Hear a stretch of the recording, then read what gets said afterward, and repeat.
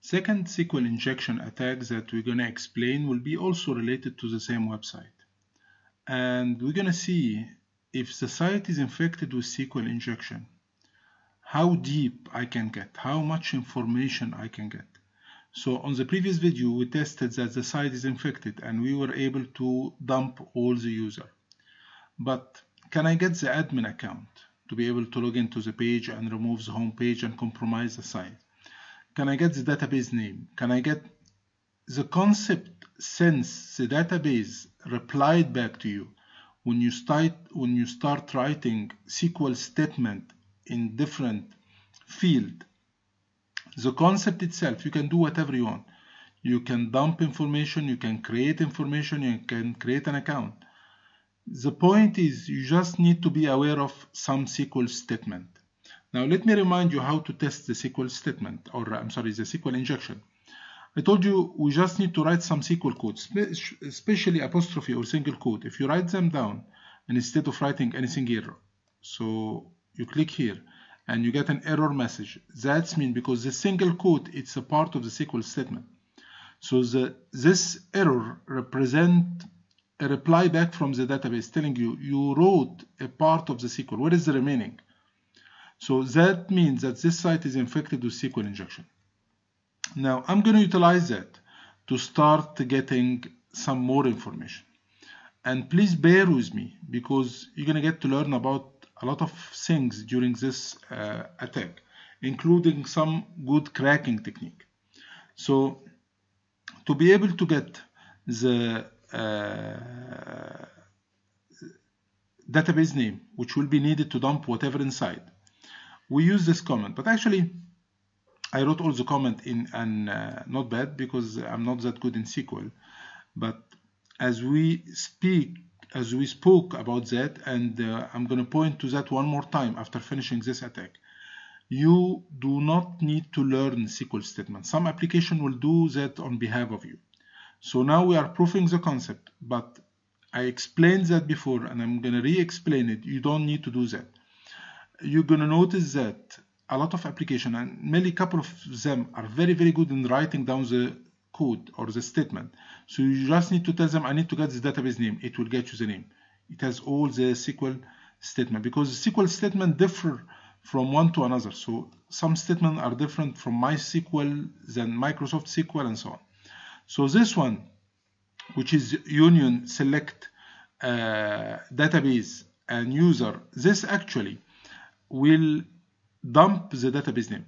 Now I don't need to get this part. I mean, I only can get, because this or 1 = 1, which we tried on the previous video, just will get you the information inside this table that you are working on. So if I write this down, exactly this statement mean what? I need to know the database name, and I also need to know I'm logged in as what. So I need to know the database and the user which I'm logging in right now. So if I just copy this statement, I don't know why it's copy, and put it after apostrophe, because apostrophe in SQL mean ignore what has been written inside your code. And I put this way and I click on submit.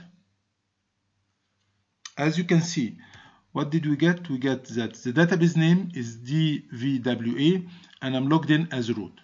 So now I know the database name. So when I'm gonna resume talking to the database, whenever I'm telling the database, I'm to tell him I need information from this specific database. So the first comment will allow you to get the database name and the user. So I know that there is a user under the name of root. Excellent.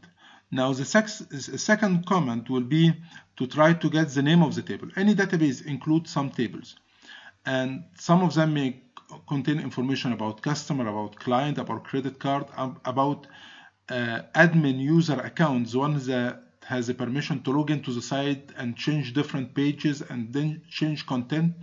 So I need to know the table of this database, and I need to figure out which one could be the important table. I usually look for the admin table. It could be under the name of user, admin, stuff like that. But sometimes I may find things more interesting, like credit card information, like personnel information, like customer information, price list. So here what I'm trying to do, I'm trying to ask the database. I can take or 1 equal 1, or I can start from union. It doesn't make sense. It doesn't make a difference, because 1 equal 1 will dump all the account, while the other one will do something else. So it's like combining two comments together. So I'm just going to take the second part. So paste and click on submit. Now as you can see, he gave me all the table name. So we can see here that we have a table under the name of engineers, we have a table under the name of column. So we keep checking until we find the names that may indicate a user or admin or something like that. So let's see.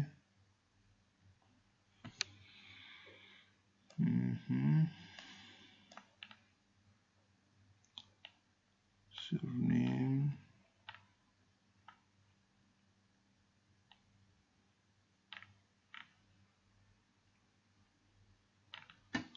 I think, I don't know if we wrote the right one or not, because it seems that should be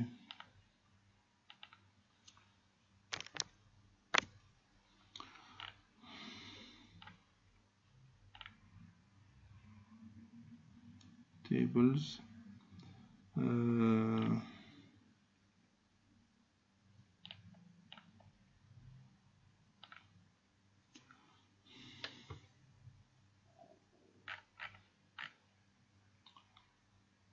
Okay, yeah, I believe I saw something. So this file is the host, this file is okay, plug. So it has a lot of tables, and any of those you can check the content, but for the sake of time I'm just looking for, yeah, here you go. So I can see here that there is a file called user. So it seems that there is a table, a table called user, and most probably this will include the user and their password. And this is the table that the database is using to validate people who try to log in. So the last comment will be to check what is inside this user. And we're going to do that by union select comment, user and password. So I'm telling him, could you check the field called user and password from the table called users, and let's see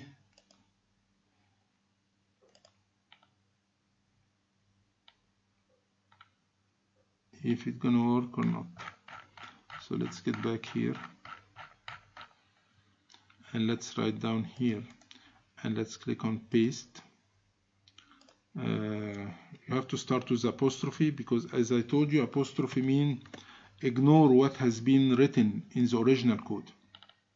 And quite good enough, he gave me the account, first account, this is the name and this is the password, this is the name and this is the password, and it seems that the password is encrypted.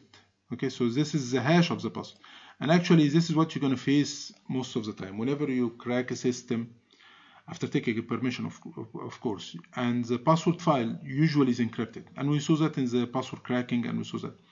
So okay, I know that there is actually definitely the most important account will be the admin account, but the password is encrypted. What can I do? Actually, you can use one of the technique we explained in the password cracking. This was explained in the system hacking section, or some of the website has a rainbow table built in. So you can just go there and it will crack the password for you. So if we go here and we type, because I know that this password is MD5. Actually, most of the password in the web server are MD5. So MD5 online decryptor, and you start to check. I tried this one; it was quite good. Hash killer. It's a very, very good one. And we take this password and we're going to put it here, and then we write down this code SQ XR G this is an I or an C. I see, and click on submit. Let's see, yeah, and as you can see, he was able to crack this code, and the password is password. So now we know that the username is admin and the password is password. And if I'm able to check the admin page, I need to get the admin page to be able to log in to the control panel of the page and compromise the site and remove those pages and put other pages. I just need to get the URL for the admin. Now, how can I get the URL for the admin? I believe we explained that also in the section related to Google hacking. So if I'm checking a specific website, so if this website was online, this website is hosted locally, but if it was online, I can type down in URL, for instance, DVWA, and in URL login.php or login.asp or admin.php or admin. I mean, there is like 6-7 parameter you can search, and eventually you'll be able to get that. So I can use Google to search, but since this is locally hosted, this command will not be working.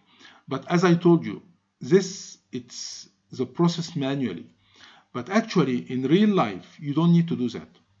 If the site is infected with SQL injection, I mean, if you checked the site using any tools that we explained before, like Nessus or like Jetski or like Accunet, any applications that scan, and he told me that, and he told you that there is a SQL injection, and he gave you the link. You need to take the link and to go to any application. And one of the very famous applications is this program.